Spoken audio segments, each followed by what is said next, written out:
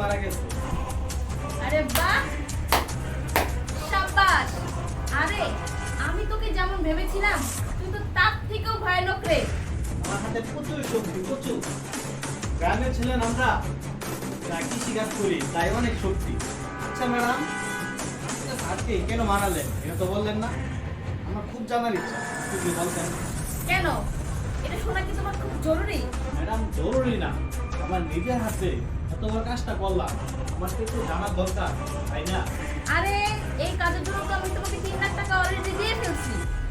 তারপর তুমি আমাকে প্রশ্ন করতেছো যে কেন আমি তোমার সাহেবকে খুন করলাম।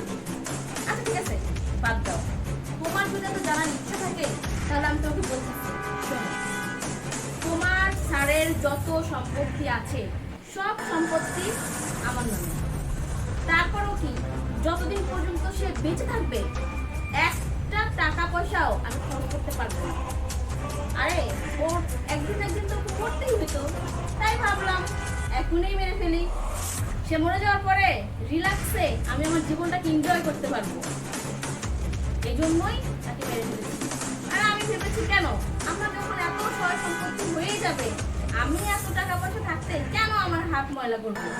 এই জন্য আমি তোমাকে সিলেক্ট করেছি, কারণ তুমি একজন লোভী। আমি যে তোমাকে 3 লাখ টাকার অফার দিয়েছি অমনি তুমি রাজি হয়ে গেছো আর আমার হাতে পা দিয়েছো। এখন দেখো তুমি তোমার হাতে তোমার স্যারকে মেরে ফেললা। তুমি জানো আমি কি করতে পারি এখন? এখন আমি পুলিশকে ফোন দেব আর বলে দেব তুমি তোমার স্যারকে খুন করেছো। ম্যাডাম ম্যাডাম আপনি কি বলতেছেন এগুলো? ম্যাডাম ম্যাডাম প্লিজ, আমার ভাষায় না, আমি অনেক গরিব ম্যাডাম। তোমার মতো লোভীকে আমি টাকা দিয়ে এজন্য ভাড়া করেছি যাতে করে আমি আমার হাতটাকে গন্ধ না বানাই, ঠিক আছে?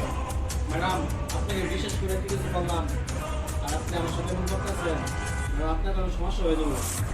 সমস্যা? আরে আমার কি সমস্যা হবে? সমস্যা হবে তো তোর। দেখ আমি এখন পুলিশকে ফোন দিচ্ছি আর তোকে ধরে দিচ্ছি। সমস্যা ম্যাডাম দেখছেন আমি তো মরছি না। তোমার এত বড় সাহস, তুমি আমার সাথে এরকম কাজটা করতে পারলা? তুমি তুমি বড় নাই? ম্যাডাম আসলে তো আপনার চোখে মারা যেতে পারে।